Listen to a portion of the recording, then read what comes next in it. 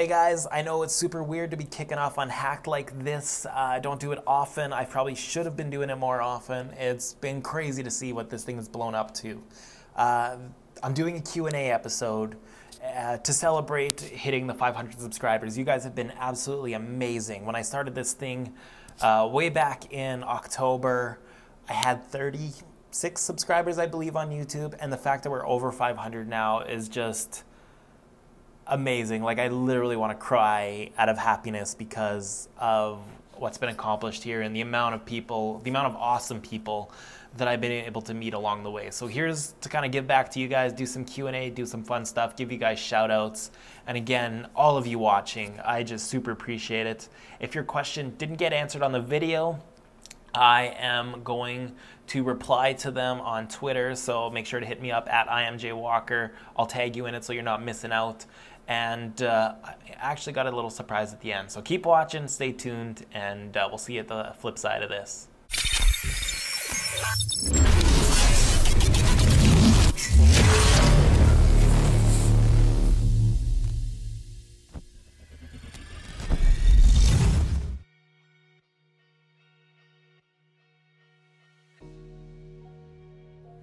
So who inspired me, or who caught my attention on the independents? I actually don't watch a whole lot of independent wrestling. I just don't have the time. There's so much wrestling going on along with everything else that I'm doing that I just can't get too invested in anything. But there are a couple of guys, and Johnny Gargano was one of them before he signed with NXT. He was doing Dragon Gate at the time. I think he was just starting out there doing the three-way team with Ronin. And there was just something about him, very human and very approachable. And he was able to tell his story in a very real, raw, human way that was able to touch a lot of people and get a lot of notice. And the way he was able to carry a brand on his back as well, him working with Gabe Sapolsky, you could just tell there was that sense of pride in how he carried himself and in how he presented himself and how he hustled to get the word out about what he was doing and who he was working for. And the level of quality matches obviously he delivered was amazing and got some notice in the long run too by the guys that mattered most. So Johnny definitely was a guy, so I love watching him grow in NXT, and he's doing the same thing there, and it's just amazing to watch how far you can really push yourself. Obviously Kenny Omega, you know, being in Winnipeg and seeing where or how far he's gone, the level of commitment on his end and how he was able to push himself and learn an entirely new language and move to another entirely new part of the world to be able to live out his dream the way he wanted to do it rather than following anyone else's rules is so inspiring and something I've really taken and learned from myself. Obviously not at his level, but the way he's tapped into social media to appeal to a wider audience and be able to tell his story in his own unique ways has definitely had its effect on me. And just listening to some of the locker room speeches he was able to give over the years really drove home how important some of the aspects that he takes with him in the ring and how that affects my game when I go out there as well. So between those two guys, definitely. Other guys I've noticed over the years, El Generico was a guy, just the way his body moved in the ring was very different from everyone else. He had to be overly animated compared to everyone else because of the mask hindering and hiding the emotions he was going through. Yeah, I obviously now too, Joey Janela is a guy that I'm watching. Just again, just making his own rules as he goes, doing things his way, not listening to anybody, and just really carving a niche for his own specific brand of wrestling. And I love that about him and everyone else I've mentioned. Just being able to be themselves, turned way up, and just really capturing the attention of the world. In a sense, those are the guys anyways that stand out in my mind at this moment. So yeah, I'm always going to keep my eyes out, and when I hear names, I've always got my eye on certain people.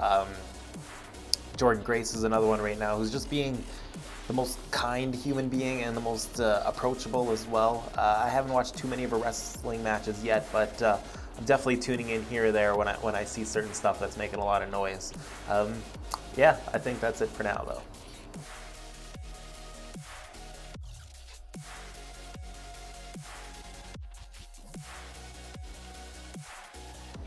Hey Patrick, thanks for the question. I think there's a much bigger conversation to be had, and I think it's slowly starting to happen over social media specifically. And I think it is that wrestling is whatever you want it to be, and you're allowed to like what you like in wrestling, and it doesn't mean that the other person is wrong for liking the aspects that they like, whether it be comedic or intergender wrestling, or just treating it as a proper sport again.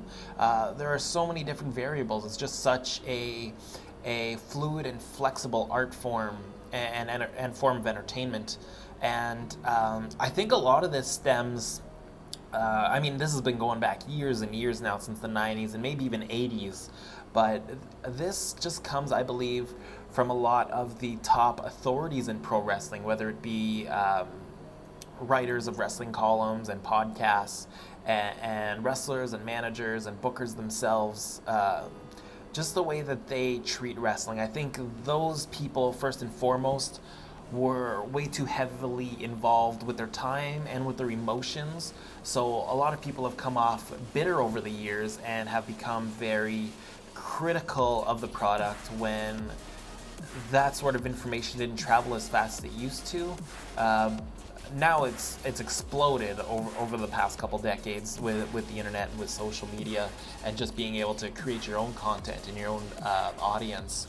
And it's unfortunate that so many people have taken the negative route of it, rather than expressing what they really enjoy, what they love, and just being very positive about their messages. It's been a very negative-driven media business when it comes to pro wrestling, at least online, in a lot of the sense. And I think that we're seeing the start of a huge culture shift, and it's going to take some time to be able to fix it and heal all of those open wounds. And there's always going to be that hate there, unfortunately, and I think it's just indicative on people and how they spend their time, because they're not so happy with what's going on in their personal lives, or just their environments, that they've learned to become negative, because that's just how people around them are. But I think overall pro wrestling is going to be a lot of people's happy place. I think people are going to become more aware that they're miserable, obsessing over the thing that they love, rather than just being positive and preaching that positivity about it. I'm hoping to steer that conversation a little bit. I see a lot of people doing it already, which is so great to see. I've seen friends with podcasts quit over the years just because it becomes repetitive and being negative, and it's not, you're sucking the fun out of it, right? So again, I'm just hoping to see that change. I think we are seeing that change. Specifically, I'm seeing a lot of fan bases around WWE and All Elite Wrestling, and especially New Japan Wrestling, I feel, that are just proud of the companies and the people within those companies, and the match quality that a lot of these guys are delivering, seeing the people succeed that they want to see succeed. And again, I think going into those bubbles of fandom and starting there is a great way if you want to turn around your own perspective of wrestling and how you enjoy absorbing that content online, as well as in the real world. Joining some of these groups have really just opened my eyes as to how fun pro wrestling can be again. I used to be one of those negative fans that hated everything and talked bad about everything, but over time, I just realized that what's the point of watching if you're just not going to enjoy it? So take the time to enjoy it, find people to enjoy it with, and again, go out and look for the fun of pro wrestling again. And I think once we start doing that, that's where a whole lot of good is going to happen.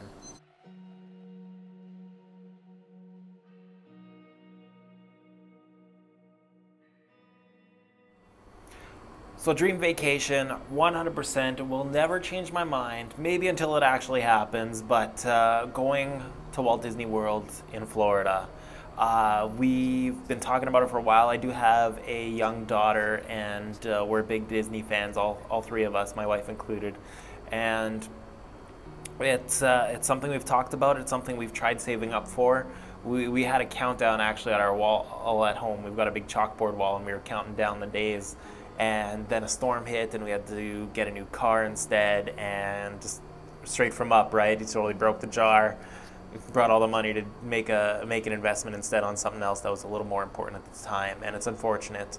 It's it's still something on the horizon, something we really want to plan for. Being way up north in Canada makes it very difficult to be able to afford the trip like that. It's quite expensive and very hard to justify spending that kind of amount of money on an entire week's vacation.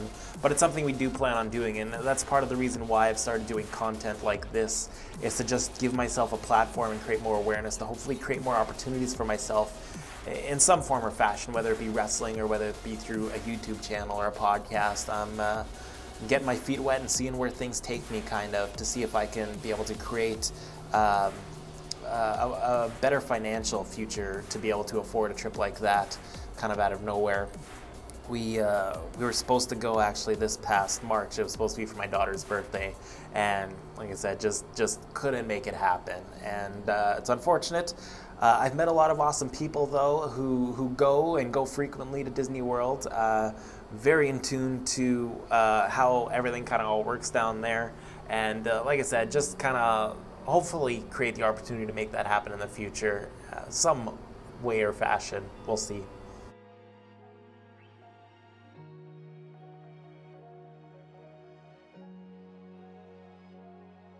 Anne-Marie killing me with the Pokemon question. I started off, my brother got a Game Boy once for Christmas, so I started off with Pokemon Yellow. We were all watching the show, and I started investing in the trading cards, so I had that game, if you want to call that a game. Then I eventually got my Game Boy and got bumped up to Pokemon Silver, and right around that time too, I started, I was hustling. I was a babysitter. Every weekend I was solid booked every weekend. So I saved up and got myself a Nintendo 64 and got Pokemon, I believe Pokemon Snap first. That was my first game that I bought. I had a couple others too that family bought me for Christmas that year, but yeah, Pokemon Snap was my first one, and then I got Pokemon Stadium, and I had a buddy actually who had Super Smash Bros. Pikachu's in there, and I think Jigglypuff too, so I'll classify that. I think that's been it for a while though. Obviously I'm playing Pokemon Go right now, enjoying that a lot actually when I can get out and play it. Really want to get the new games for the Switch, but just can't invest. I don't have any time to be able to invest into video games unless I call in sick for work. But I think out of all of them, I loved Pokemon Snap. Was a ton of fun, for just totally not the game you'd expect from Pokemon, but it was very unique in a way. Pokemon Silver too, while I did enjoy the yellow, Silver just took it to the next level, gave you a reason to play a lot longer. And I remember when I all of a sudden hit the subway or the train station, whatever it is, it blew my mind that you could go back to the Kanto region instead of just staying in the Johto region, to go back and relive your childhood kind of throughout the game. That was the most fun, I think.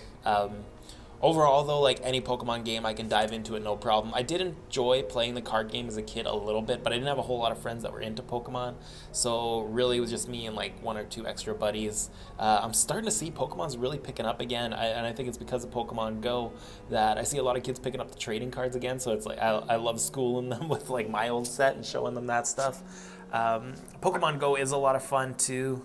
But I would say definitely Silver is my number one so far, that I've actually been able to sit down and play for a lengthy period of time anyways.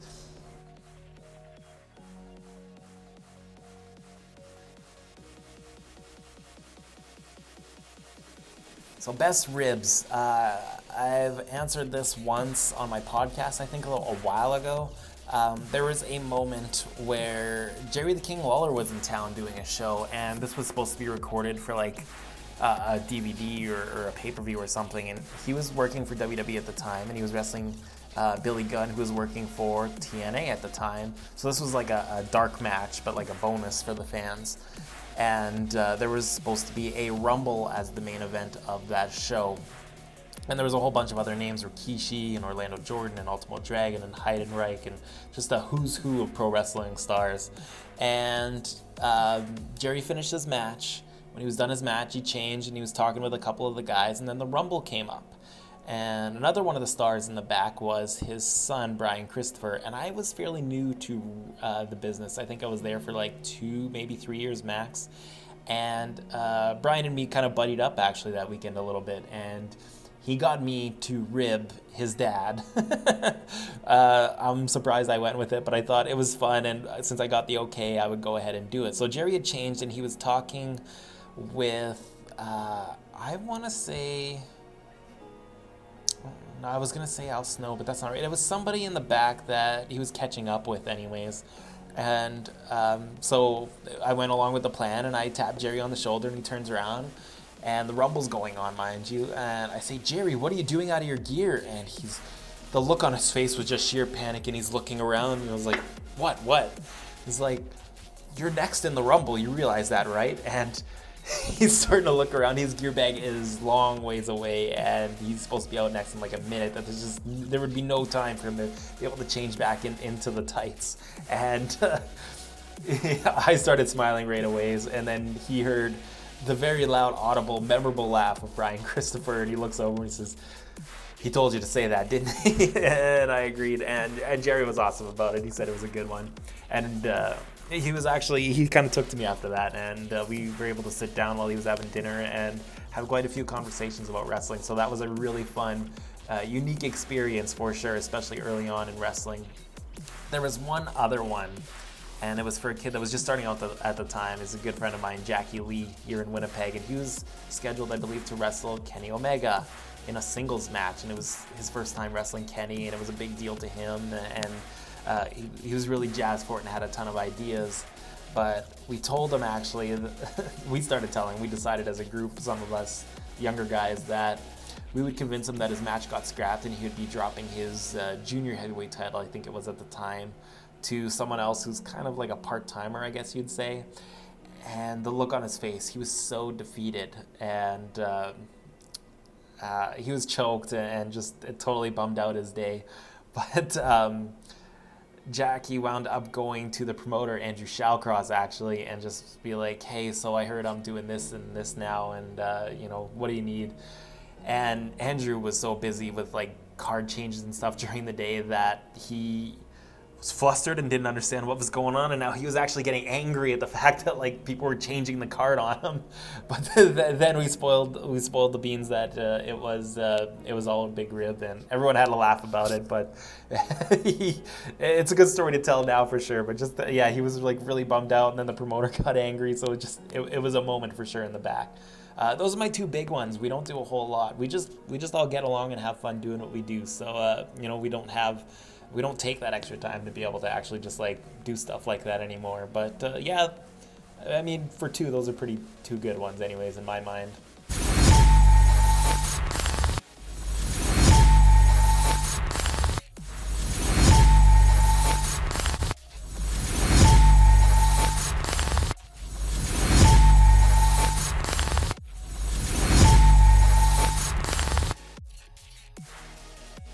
So again, guys, thank you so much for everything, for subscribing, for tweeting me, for following me on Twitter and Instagram and wherever else you do. You do notice the credits at the end. There's some amazing people out there that I did not expect that kind of support from. If you do want to get into the credits, like those guys, it's patreon.com/IMJWalker. I try to rattle off the names, but I'm going to forget some. There's Mark, Issa, Rob, Livy, Josh, and James, and Hans, and just so many of you awesome people. And I super appreciate all of that, really, guys, I really do. That's how you get your name in the credits. I do have some bonus content. I'm looking to really dive into the Patreon into the fall for sure for some extra stuff. We're going to be doing a lot of stuff from All Out there. But guys, I enjoy doing this. I enjoy the questions you guys have. And I'm actually going to do, because I don't think a lot of people got the message here, I did get some awesome questions, but I think there's a lot more awesome questions out there. Next week, I'm going to do one more Q&A because I should have done one when I hit episode 40 and I didn't. So I'm going to give back to you guys. We're going to do one more Q&A next week. And then I think it's going to really start ramping up to All Out in Chicago. So we'll see you then, guys, next week. Same time. Start hitting up those questions now, and hopefully I'll answer them for you on the YouTube show. Guys, have a great week. Thanks again, as always. Appreciate everything. I always say it, but I really mean it. And take care.